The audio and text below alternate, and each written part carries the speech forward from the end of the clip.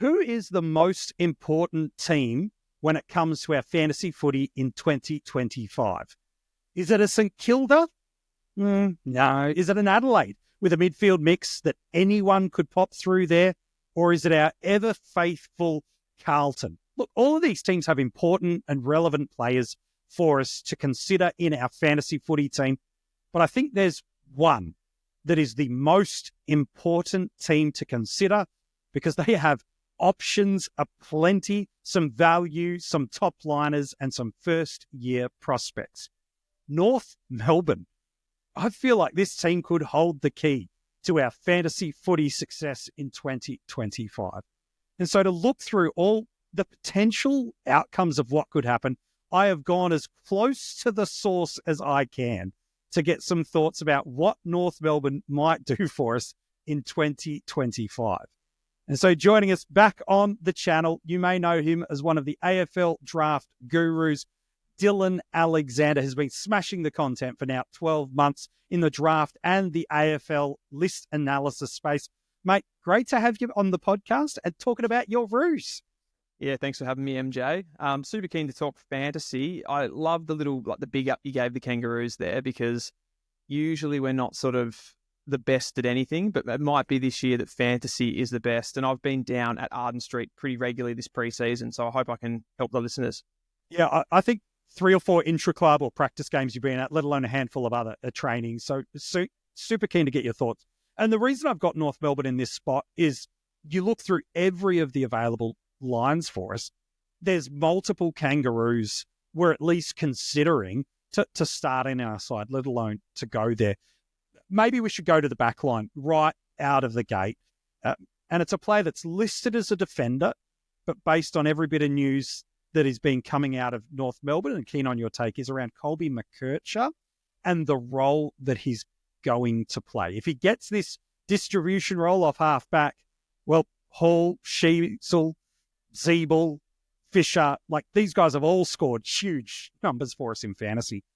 Where does McKercher sit over this next 12 months? Because he could either be a decent pick or a knockout pick, depending on where he lands. Where do you see him lining up for us this year? So if you go off all of the preseason match simulation type stuff, that's intra-club, what they did against the D's at the weekend, McKercher has been playing almost exclusively as a high half forward. So he's the guy, starts inside that forward 50, he runs straight up to stoppage, and they're looking to get the ball in his hands, flicking it around through the likes of LDU, who sort of comes out of stoppage. It'll be, Sheezel's in there, Will Phillips if he gets his hands on the ball. And the last person in the chain that they're trying to get it in the hands of is McKercher, and that's because he's so dangerous kicking the ball inside forward 50. They also do use him as a little bit sort of in that transition phase when they're coming out of defence, particularly if they catch a team quickly on the break because of the leg speed that he has through the middle of the ground. So often you've got someone like we'll talk about later in the video, like Caleb Daniel will come out of defence. If you can find McKercher in the middle of the ground, he just uses, drives his legs through the centre of the ground, puts them inside forward 50. But he's not, from the entire preseason holistically, he hasn't spent any time on that half-back line, not even on a wing. So I wouldn't be holding out too much hope that he's going to get back there. The only thing that, if there was one of the biggest takeaways from North Melbourne fans watching that game at the weekend where we, suffered massively, particularly in the second half, was the fact that we seem to lack alternative distribution options off that half-back line. So if Caleb Daniel didn't have the ball, there was really no one else. So you kind of think about players further up the field, and Colby McKercher is sort of a natural fit that could come back, and his ball use would be really warranted back there. But if purely off what we've seen this preseason, you wouldn't be holding out any hope. So when a player gets moved around in preseason, we saw that with Harry Sheezel a couple of years ago. He was recruited as this mid-forward type player. Clarko throws him into defence in that last community series game a few years ago. It's like, geez, this works. So it does take a little bit for a club to kind of break the mold of what they've seen. What would be, in your opinion, kind of that parachute where they go, that's it, we have to move Colby back? Because as you've mentioned, it feels like he's resolved some of that forward half ball use for North Melbourne. To go back and throw him into that defensive wing side and half back, it almost feels like it's undoing some of the forward work for North. So if they were to do that, is there anybody that could replicate what Colby's doing forward of the ball that's not already locked into something else? Well, I don't. North Melbourne, I think, like, you've got to consider the situation that North are in as a footy club, which is geared, has at least been geared over the last few years heavily around developmental stages of players. So they've had this sort of progression with players like Harry Sheezel and the rookies that they've run through, where they've liked to play players off the half back line, and then they almost see it as this natural progression. It's like a season at half back, and then you push higher up the ground so that you can affect more. And probably when you're playing in that forward half of the ground, a little bit more pressure comes on you. You've got a little bit more contested football. You don't have the space to work in. So I feel like it's more than are we winning games because of this right now for North Melbourne. It's that they just want to get the development, like fast track the development as much as they possibly can into all of these young players. So what I think, if you're making a decision on it as far as your fantasy footy goes, I think you've got to have a look at it from, how do you think North Melbourne are actually going to perform this season? And if the losses start to mount up, do they sort of go to developmental, or are they trying to win football games now? For me, I think like putting Colby McKercher in the forward half of the ground is about winning games now. But if we talked a little bit about it off air, if North start to drop games consistently in this front half of the year, I can see more younger players coming into the team firstly, and I can see maybe those roles being less important as far as like winning matches and more about just developmental stuff. Yeah, it's helpful perspective. You talked about this distribution that's pretty clear and defined now off halfback. Caleb Daniels, identified, recruited, and now playing for purpose. Mid-forward eligible, but playing as this playmaker across halfback. Undeniable value due to two things last year. A number of green vests, which ultimately brings his price point down, and then getting played out of the position that, historically speaking, Caleb Daniels, that right on the verges of a premium defender across your SuperCoach fantasy formats of going 90 plus.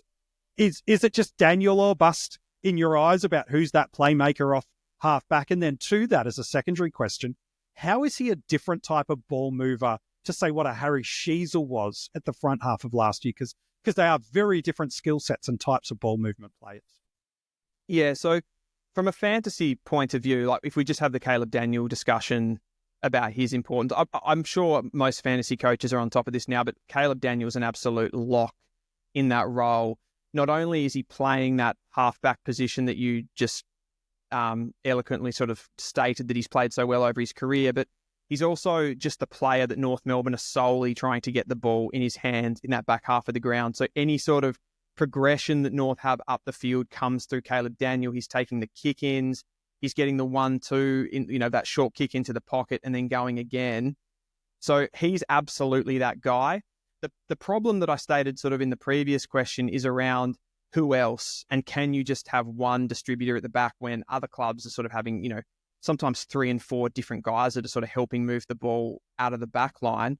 And your secondary question to that was around... It was more about the style of movement of the ball. Like Daniel's more notoriously known for these kind of on a dime sort of 30-meter kicks, whereas Sheezel's much more penetrating with how he moved the ball off halfback. And I know Fisher didn't quite work out. Now, does that change the way North Melbourne are going to move the ball, both from a positive and or negative fantasy implication for us? Well, the one thing that I notice about North Melbourne, the way that they want to play, and this, it's slightly been there for a number of years. You're 100% spot on with how Caleb Daniel plays. He has very little penetration in his game. He's just those cute little kicks on the 45. He does like to bring the ball back through the corridor, and he's an accurate kick. We saw that across the practice matches already, and we have across his career. But he's one that, like you're not going to get that Harry Sheezel, Colby McKercher, 50, 60-meter kicks really direct. So what he does to North Melbourne, and the fact that we don't have those big-bodied sort of key position players, real gorillas up forward of the ball, he makes North Melbourne have to change direction a lot. And he's good at that, but he makes North Melbourne have to make the field big. So they'll basically, from a fantasy perspective, if you're looking at it like that, North are going to want to play those lateral kicks back and forwards, keep possession of the ball, high chip mark, what we saw from Brisbane during different modes. Now, North Melbourne aren't going to be always able to play like that. They're going to have to play direct at times, and they do that. And I mentioned Colby McKercher sort of coming into that through the middle of the ground, but there's definitely still that element of North's game where it's high +6 territory across halfback and sort of bringing it up the wings. Yeah, it's true. Where does a a Finn O'Sullivan start to come into this kind of space? Because I know through some earlier videos you talked about, even with your draft analysis mid to late last year, that O'Sullivan's just his versatility and skill set as a type of player is he can get it done on the inside of stoppage and clearance. He's more than capable across the wing. And you've even talked about there could be a potential of him developing through that half-back line. How does that ball movement and development for Foss kind of evolve now that you've seen and watched it through a preseason? Is that half-back drift on the cards, or is he now like almost exclusively as an in and outside midfielder? It's an interesting one because he's a little bit different to Sheezel and McKercher. Right. So I was sort of thinking about that preseason. I'm like, okay, pretty much every high-end draft pick North have had, they've liked to slot them across half-back. But Finn O'Sullivan, he just has so much sort of explosiveness when he gets the ball on the inside that they do seem to want to use him. I guess he's still playing off a wing. Like at the weekend, he started the game straight off a wing. So he's definitely in that best 23. What I've sort of seen of him comparing it to his under-18 football is really interesting because he's one of those players, like a lot of players come up and they start playing practice games and you go, okay, he's clearly playing at an AFL team now and he sort of his physicality isn't there to be able to play at this level. But with Finn O'Sullivan, he seems to be just doing exactly the same as what he was doing for Oakley Chargers last year. It doesn't seem to faze him. There doesn't seem to be any problems with his body sort of holding up in tackles and that sort of thing. He breaks tackles. He moves so well. You just see him out there when he gets that little bit of a change of direction, and he's so dynamic. And he just looks ready to play and ready to impact. If he doesn't get that half-back role that we're talking about, it's difficult because if we go back to both Colby McKercher and Harry Sheezel and where they lined up in the pre-seasons of their first years, they were both sort of, Sheezel was really being played as an exclusive small forward where he was drafted. McKercher was playing off a wing, and for different reasons, they both got moved behind the ball. So I still wouldn't rule it out that Clarko says, and again, I think this comes down to my first point about where North Melbourne are starting to go from a wins-loss perspective. But if Clarko wants to pull the development lever, I think Finn to halfback is still definitely on the cards. It's just, he probably feels that as far as for North Melbourne winning games, at the moment with his line-breaking pace, he's better off on that wing being a little bit closer to goal.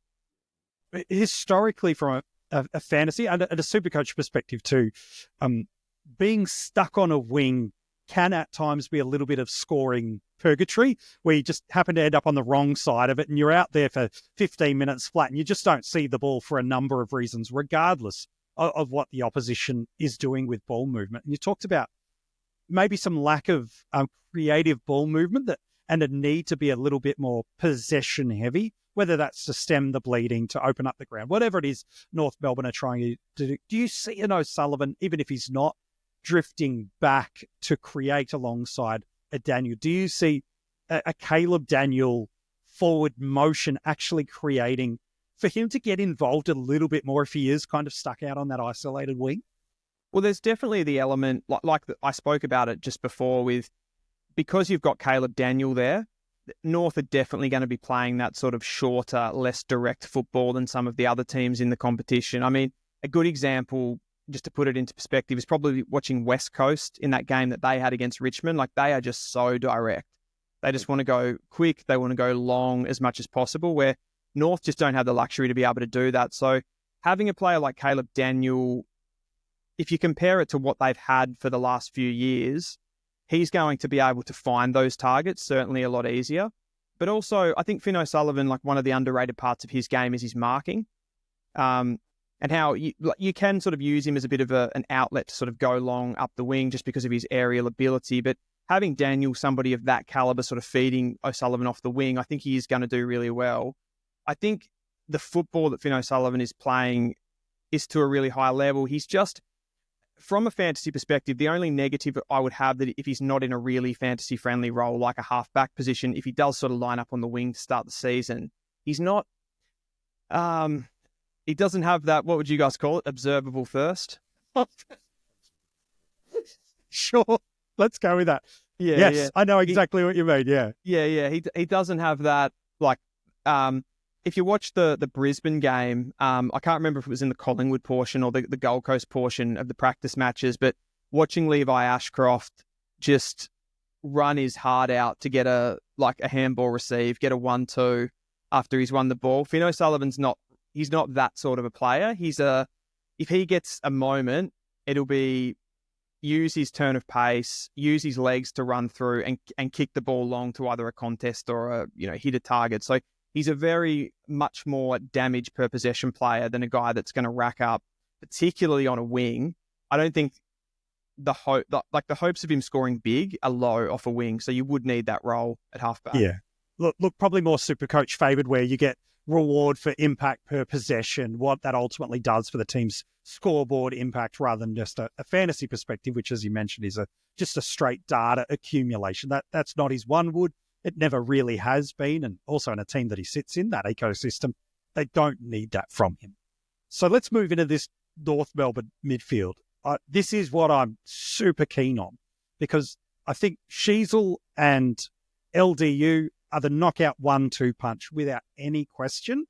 But the absence of Wardlaw feels like to me it opens up just a vast array of options, and that there are 3 that are pushing the community with interest. 2 with great interest and 1 with, I'll have a little bit of a dabble on. The dabble is a Tom Powell, who people are like, well, there's some value for money here, and he's got some fantasy and certainly some accumulation skills about how he's got the ball from his junior days right through to the AFL system. And then the mid-forward listed players in Parker and also Jai Simpkin both do represent potential value if they can get anywhere near back where their previous scoring is, which is 90s plus for a Simpkin and 100 plus for Parker, albeit in his Sydney glory days. How is this midfield mix going to look without George Wardlaw early? Because it feels like it could get scoped out into a bunch of different ways after the 1-2 punch of LDU and Sheezel. It's really confusing. I think even to fans at the moment, you've got Jai Simpkin, who you mentioned there, who is a captain of our club. He's someone that essentially just off that, he has to be in the team, right? So he's got to play somewhere. But I think the conventional wisdom there is that he's sort of someone that's being phased out of the midfield. So then he's going to be playing something I would suspect if you go with that wisdom that he is going to be phased out and he's going to be playing a high half forward just because of the midfield talent that we have accumulated over the years. He's not really going to be enough of a scoring option as a high half forward. He'll get up to stoppage, but he's not going to get those high-end tackle numbers. He's probably not going to get the pure accumulation. He's just going to be really impacting forward of the ball from probably more from a leadership point of view than anything. So my take on it, and of course, we have to see him actually a game where he's actually available to be picked first as well. So we do keep that in mind because who knows, Clarko might just chuck him in and throw him into the centre bounce straight away. I don't know. But from everything that I've seen, he hasn't really been favoured in there. Luke Parker is a little bit the same. He's really only pinch hitted. He's never started in there that I've seen. He's always just come in late. He started forward and he's been that sort of aggressor, I would sort of say, just putting pressure on the opposition. And then he comes in for somewhat similar to what he was doing at Sydney, I suppose, last year, where he just sort of pinch hits in the midfield, even something like a Tom Papley does at Sydney. He just comes in for occasional centre bounces to be a bit of an enforcer. I can see the need for North to use him as a little bit more of a defensive midfielder at times during the season. But I don't think on what I've seen of his preseason and the midfield minutes that I would be expecting anything majorly different to what Parker was putting out last year when he played for the Swans. Yeah, I love that call because there is some bubbling for both of those two boys in the community. We're not thrilled with the forward options that we've got. Simpkins certainly put his name in lights with the Indigenous performance that he had, and he was outstanding in that game, but that is well and truly his style of game, isn't 100%. It, what that gave us? And Simpkin could, if Simpkin played 70% midfield for North, if he got 70% centre bounces and he was playing that, accumulation role that he does, and he did in the game for the Indigenous All-Stars, you'd be all over it. Yeah. But he's not. Yeah. He's just not going to score that in an unfavourable role. And the other one that we talked about there was Tom Powell. Yeah. So he would be the one for me that is relevant here. He's getting the role. Like, he is pretty much at the moment in Wardlaw's absence. He's the number 3 guy. And Powell has that a little bit of sort of penetration to his game. He's not the most accurate passer, so the kicking efficiency isn't necessarily there, but he's a guy that's got speed. He's got that movement around the stoppages like all of the top-end midfielders have. And he's the one that looks to me like he's favoured, which I'll mention the other player that's sort of, I don't know if it's an either or. I see them as kind of different players, but Will Phillips is the other one that's getting, and he was at the first centre bounce. So if you talk about what it's sort of looking like as the mix, it was Sheezel, it was LDU, and it was Will Phillips, and then Powell came in as the 4th mid. I don't know what the centre bounce percentages were at the end of the game. I would have thought that maybe Powell had more, but it's potential that they were about the same, and it's really Sheezel and LDU. At one point in the game, they flicked Sheezel behind the ball as well in the second half, but I don't expect that to happen at all in the long term. So if I was to make a guess at who lines up for North Melbourne round 1 as the centre bounce, the primary 3, I would say LDU, Sheezel, Powell at this stage. Love it. Talk to me about Harry Sheezel, one of the most expensive players in the game, fast becoming one of my favourite players to watch. So I can only imagine what it's like as a North Melbourne fan, finally feeling like we've nailed this. Here we've got the young star of the future. That he had great fantasy and SuperCoach numbers all year, but was really favoured with that distribution role of halfback, but still scored well enough for us. What do you see this midfield mix with him looking like? Is he now the tag target over an LDU? And does he still command so much of the ball movement, even though he's no longer in that playmaking space behind the ball?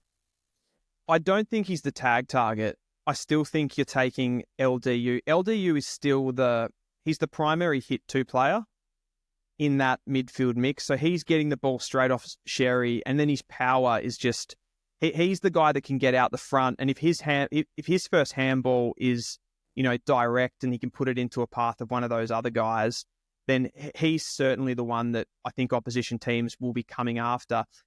What Sheezel's really good for is more, he's got those, like, when he does sort of get the hit down play, he can release players really well with hands. He's so clean, like he just doesn't fumble the ball. But I think Sheezel's definitely a player that's used primarily in transition phases of the game.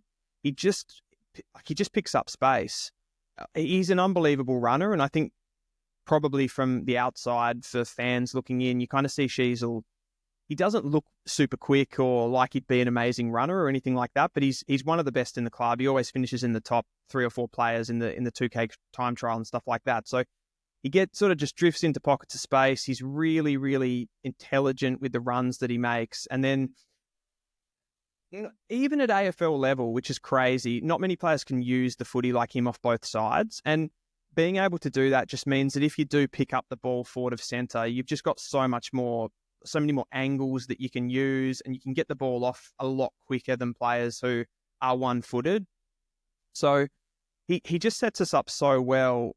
As far as your question around what he does for North Melbourne's ball movement, he's absolutely crucial for us to move the ball in transition, but he's also important in those phases of the game where North Melbourne do have to have a bit more of a slow build-up when you've got, 16 to 18 opposition players all scrummaging in that forward 50 and you're trying to pick a lock. He, along with Colby McKercher, are those guys that are going to be picking up the ball. But from what if I just give sort of an overarching point on Harry Sheezel, from what I've witnessed this preseason, he looks super fit. He looks super driven.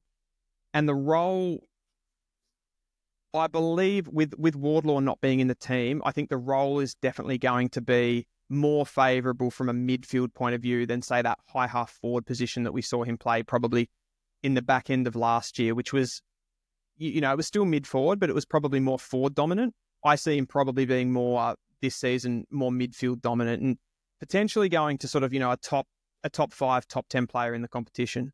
Yeah, would be outstanding. I'm with you. I'm very bullish on what Harry's going to do this year in a fantasy sense, and certainly in an AFL landscape space.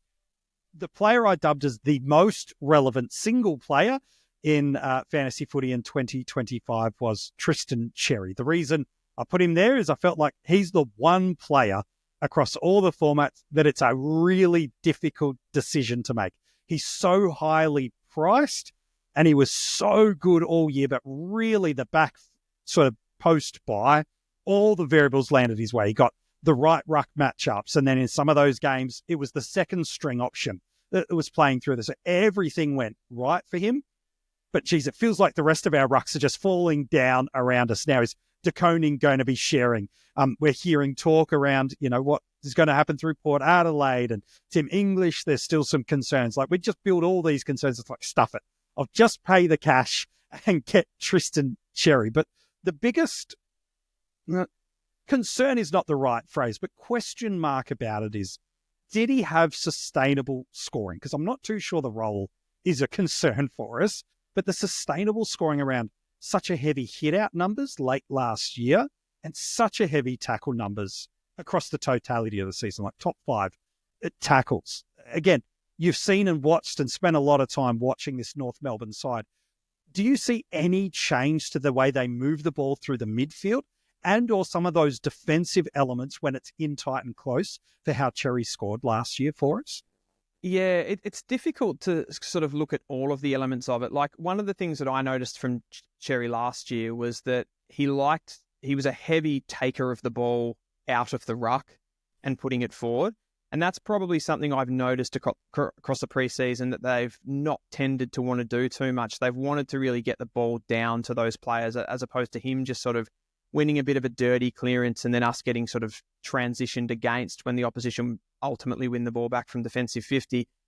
The tackle conversation, so I think that's maybe an element. I mean, that's probably potential there that could drop his stats down if he's winning a hit out or competing in the ruck against just grabbing the ball out of the ruck. That's going to drop the disposals. The tackle question is an interesting one. And I think what we talked about with the midfield group and how that looks, I think that sort of falls on Tristan Xerri because North Melbourne don't have a natural defensive midfielder. These other clubs that are playing with pretty offensive midfielders in there, like Sydney, they have a row bottom who just sort of sits at the back of the midfield and keeps everything in together there. Willem Drew's another one. And they get their sort of 6, 7, even 8 tackles a game at times on average, whereas North Melbourne don't really have a midfielder that does that. Wardlaw does do it a little bit when he's in there, but he's been injured across his short career so far. So a lot of that has been left to Xerri. I don't see that changing, to be honest. I don't see it changing that much with Wardlaw still out of the side. I think Wardlaw picks a lot of that slack up. And I reckon if you look at last year, I don't know if there's any relationship between it, but games where Wardlaw was playing versus games that he wasn't, and then what that did to Xerri's tackle numbers.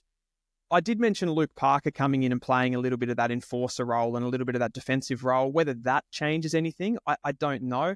What I feel like there was such a stark difference between Xerri's front half of the year and the back half of the year, and a lot of it was around North trying to play a little bit more of a stoppage-heavy game. When they started to, again, it's that conversation around development or winning games now. They started to really look to try to win games in that back half of the year to get some sort of nourishment for the performances that they were putting in, and they sort of changed the game to be very stoppage dominant, which also plays into a ruckman's role massively, and it plays into a ruck like Xerri, who likes to keep the ball in close. He doesn't like to get the ball out too far, and that sort of brings him into the game to get clearances, to get tackle numbers and that sort of thing. So as far as my fantasy going, I wouldn't like to pay up for a player like this, because I sort of think on some level there's only one direction that he can go, right?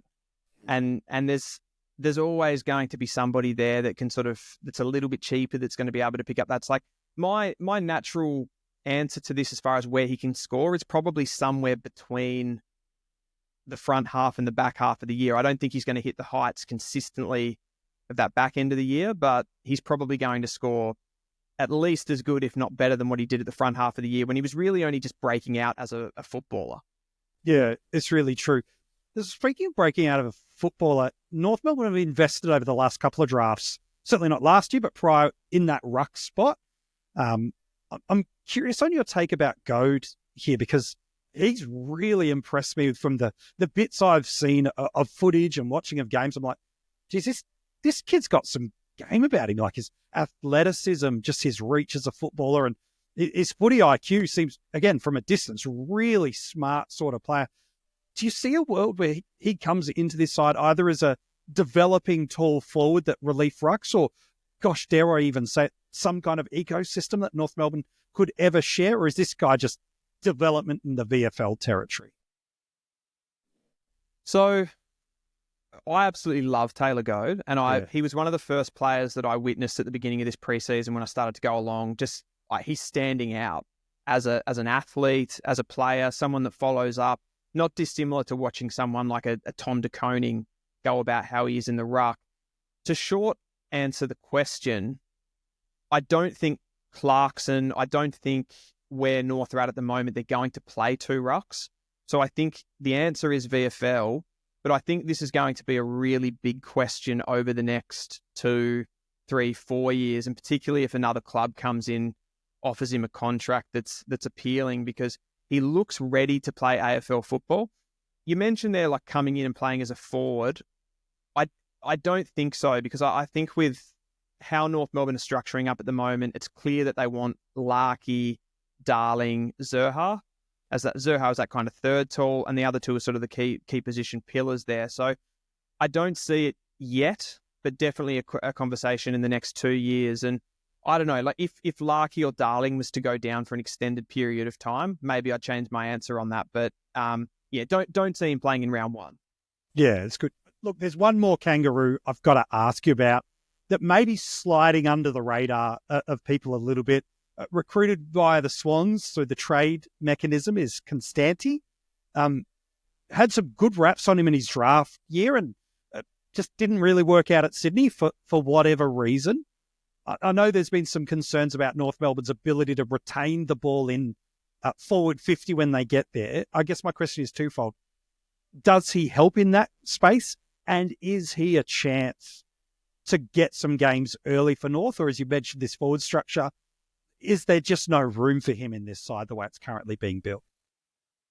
He's definitely a chance. And at this point, he does seem like Clarkson's preferred option as a small forward. If you look at probably him, Paul Curtis, the question remains about players like Jai Simpkin, and still got to come back into the team. And then what does that do that's got to push maybe a high half forward out of the side. What Constanti brings so far in both the match simulation and the intra-club is he brings an intensity without the ball that I don't think any of our other smaller forwards have brought. And he and Jack Darling seems to have really elevated that for North Melbourne. They seem to be able to trap the ball in defensive 50 and just help stop the other team from just walking the ball out of defence that North Melbourne have had so much trouble with. What I probably worry about with a player like Constanti, when the ball just sort of hits the ground and there's an opportunity to make the opposition pay from an offensive point of view, he's probably not really done that much for me in that area.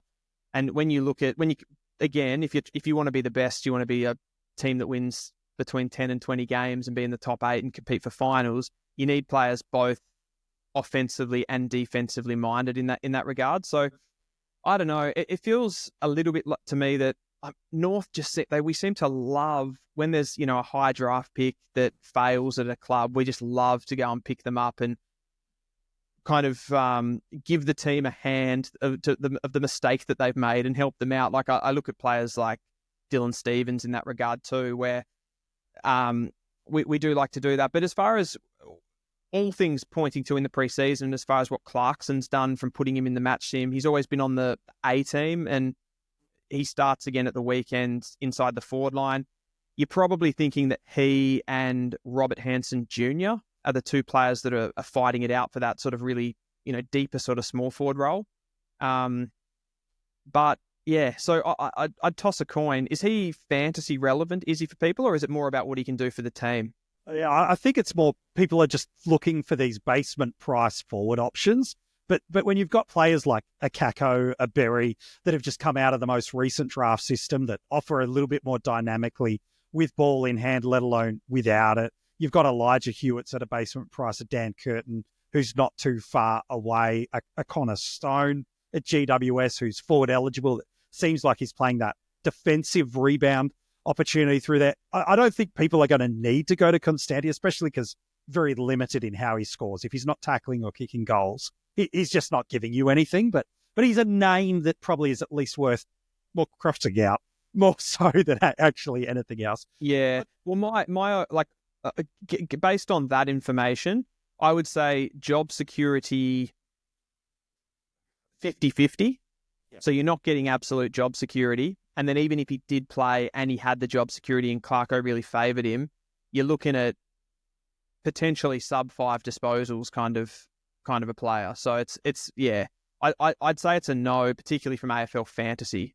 Yeah, no, I'm with you on that. Are there any other roos that we might maybe not see in round one, but as the year goes on, we know how important options mid-season are and during the season, whether they're cash cow options that we need to downgrade and get our hands on. We know we'll see Wardlaw at some point during the middle portion of the season as well. Players like Hardiman and Urquhart, any of these guys, any chance of playing for us at any point during the season? Yeah, Hardiman's an interesting one because we do have some of those sort of aging defenders that seem to be struggling a little bit with ball in hand. Like we talk about it with McDonald and Tucker and those sort of outside players that just seem to struggle with disposal. But everything sort of coming out of the club with players like Hardiman is that they're just sort of not quite ready. And I'm not sure if that's they seem to never be able to get onto that A team and you can't really see them, what they can do with ball in hand. And maybe they just lack a little bit of physicality or they just haven't sort of got everything in their game ready to sort of step into the AFL. I could see potentially someone like a Matt Whitlock, who obviously, and I don't know if this would be a bit of a puff piece from the club based on the big trade that they did on draft night with him to sort of just, appease the fans a little bit. But I could see Matt Whitlock come in and potentially play a little bit of probably more of a distributing role if he was to come in, given the fact that he's a bit of a beanpole at the moment.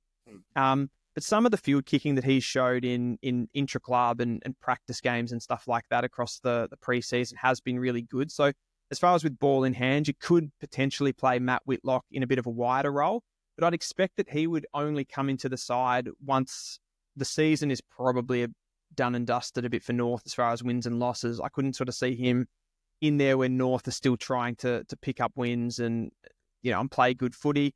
The other one that springs to mind that's had a really good preseason, but just probably isn't going to get opportunities based on the depth of the midfield is Luke Urquhart.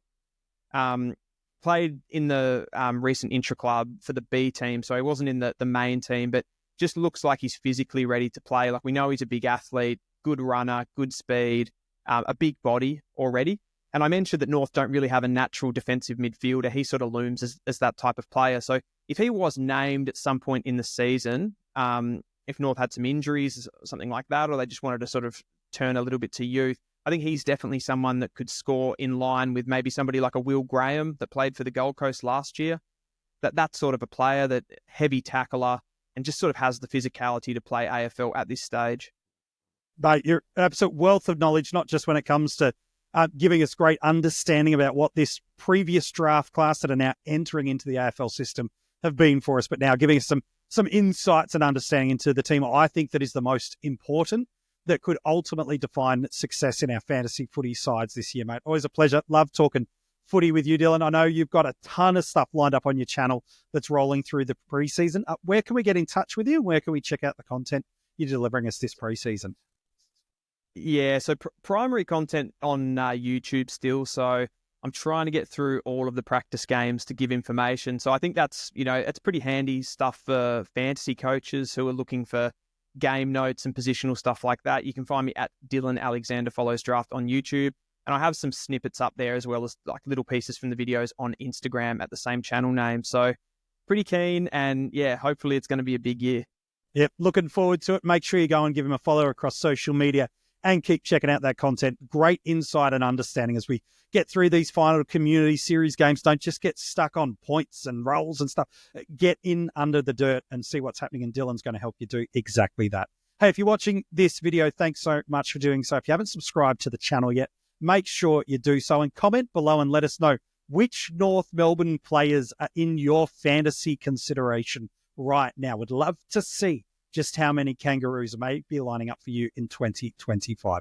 You can reach us and these episodes also as audio podcasts, going nuts throughout the audio spaces at the moment. If you haven't given us a 5-star rating, it takes you 2 seconds, but it makes one big impact for us. And in the details of the description, all the details of where you can get in touch with Dylan, follow his channel, reach out to us across social media, get your hands on some Coaches Panel merch, and become part of our Patreon, where you get some extra content from us that's not exclusively available anywhere else other than Patreons. We'd love for you to get involved on that.